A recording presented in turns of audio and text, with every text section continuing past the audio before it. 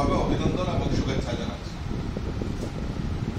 আমরা জানি যে আর কিছুদিন পরেই আমাদের লোকসভা নির্বাচন। এই নির্বাচনে আমরা দেশের প্রধানমন্ত্রী কাকে দেখতে চাই? কাকে দেখতে চাই? আওয়াজটা একটু কম। আমরা দেশের প্রধানমন্ত্রী কাকে দেখতে চাই? কাকে দেখতে চাই? নরেন্দ্র মোদীজিকে আমরা দেশের প্রধানমন্ত্রী দেখতে চাই।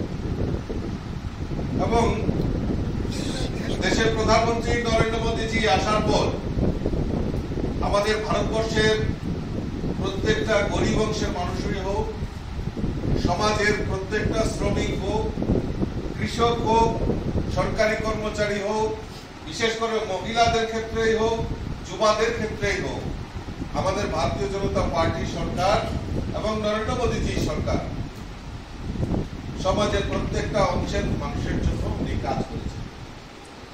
তাই আমরা গর্বের সাথে বলতে পারি যে আমরা আবারও দেশের প্রধানমন্ত্রী নরেন্দ্র মোদীজিকে আমরা দেশের প্রধানমন্ত্রী হিসেবে দেখতে চাই।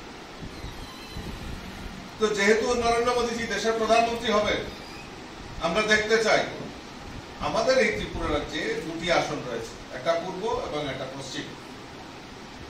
এই পূর্ব এবং পশ্চিমেও আমরা পদ্মফুল ফুটিয়ে মোদীজির হাতকে শক্তিশালী করব, সেই লক্ষ্যমাত্রা রেখে আমাদের কাজ করতে হবে।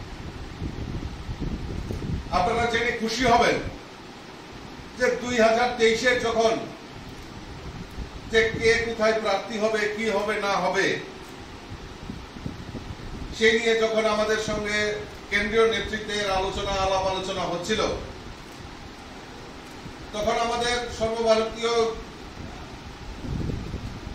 প্রাক্তন রাষ্ট্রীয় সভাপতি এবং বর্তমান যিনি আমাদের গৃহমন্ত্রী অমিত ভাই শাহজি, উনি বলছেন যে না, ত্রিপুরার মতো জায়গায় আমরা একজন চা শ্রমিককে আমরা প্রার্থী হিসাবে করতে চাই।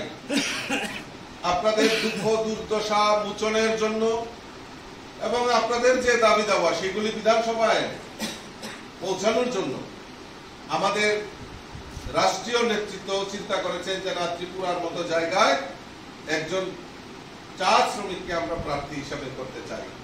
তাই 2023-এ আমাদের দিলীপ তাঁতিকে, সেই কুর্তি কদমতলায় যিনি চা শ্রমিক, ওনাকে প্রার্থী করা হয়েছে। কিন্তু অল্প ব্যবধানে উনি হয়তো বিধায়ক হতে পারেননি। চন্দ্রশেখর কুর্মী অনেকদিন ধরে আমাদের এই টি সেলের সঙ্গে জড়িত রয়েছেন, সুযোগ্য নেতৃত্ব।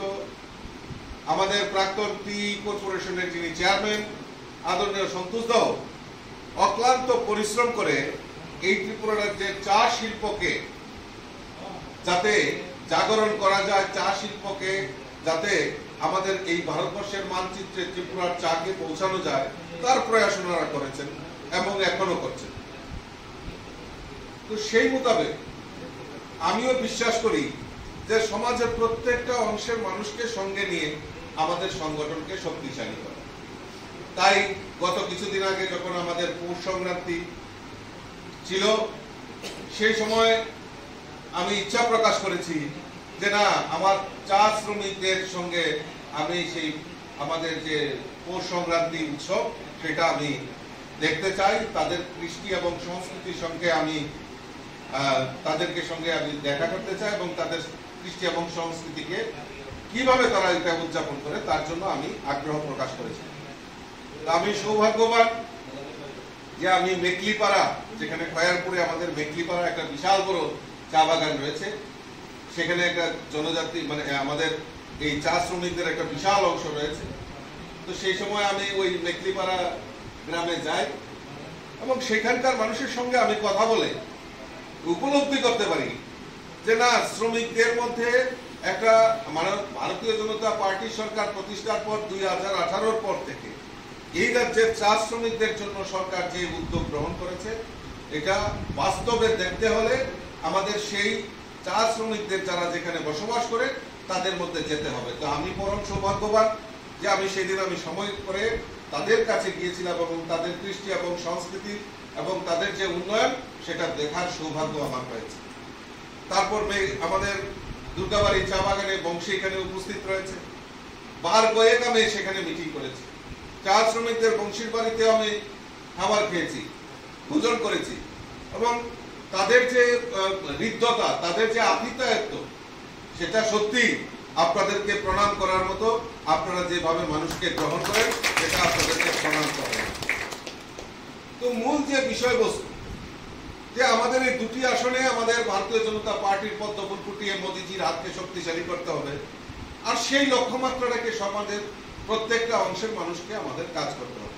টাকা হয়েছে, সন্তোষদা বলছিলেন যে আমাদের সরকার প্রতিষ্ঠার পর এই চা শ্রমিকদের জন্য কি কি কাজ করেছে, সেই কাজগুলির নিরিখে দাঁড়িয়ে আমরা মানুষের কাছে যাওয়া, মানুষকে কথা বলা। এবং সত্যিই সন্তোষদা, এই মেকলিপাড়া যেখানে রয়েছে, সেখানে রাস্তাঘাট থেকে শুরু করে মানুষের মান উন্নয়ন থেকে শুরু করে সমস্ত সুযোগ সুবিধা তারা পেয়েছে।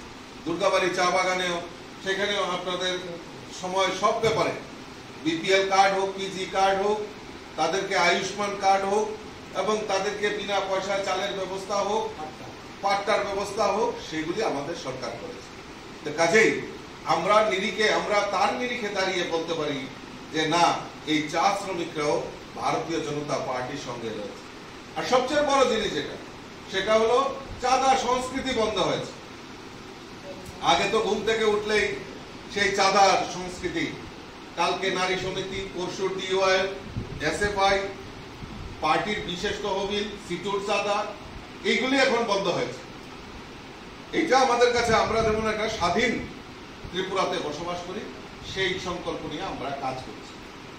আমার কর্মী যেটা বলছিলেন যে লিগ্যাল সেলের কনভেনার, এই নির্বাচনকে সামনে রেখে আমাদের এই লাভার্থীদের ঘরে ঘরে যেতে হবে। প্রয়োজনে আমাদের কাছে লিফলেট আছে, যদি প্রয়োজন হয় আমি অফিস সেক্রেটারিকে বলে দেব। সেই মোদিজির যে বার্তা, সেগুলি আমরা প্রত্যেক বাগানে বাগানে আমরা পৌঁছে দেব।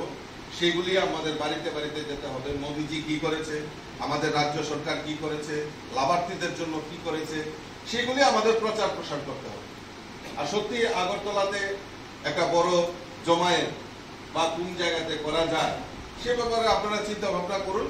এবং সেখানে আমাদের রাজ্যের মাননীয় মুখ্যমন্ত্রী থেকে শুরু করে, রাজ্যের যে ইন্ডাস্ট্রি মিনিস্টার থেকে শুরু করে, প্রত্যেকেই সেখানে থাকবে।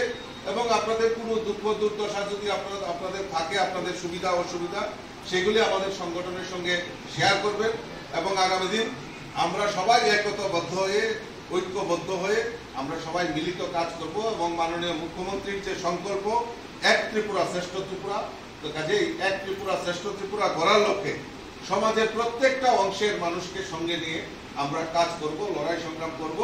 এবং আমাদের যে আপনাদের যে অধিকার, সেই অধিকারের জন্য আমরা মুখ্যমন্ত্রীর সঙ্গে আলোচনা করব। দেখুন, Subscribe to Tripura Info and press the bell icon so that you never miss any latest updates and news on Tripura.